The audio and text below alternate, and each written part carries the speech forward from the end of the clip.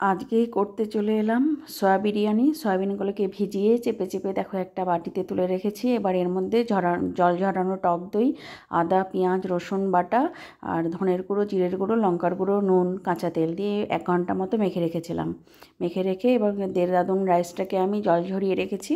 দিয়ে এটা দেখো একদিকে বেরেস্তা বানাচ্ছি আর একদিকে হাঁড়িতে আমি এলাচ দারচিনি মানে ভাতের জলে আর কি আর একটুখানি সাদা তেল আর লেবুর রস দিয়ে ভাতটা করে নিলাম 80% মতো। আর এদিকে আমার ওগুলো বেরেস্তা আলু ভাজা সব হয়ে গেছে।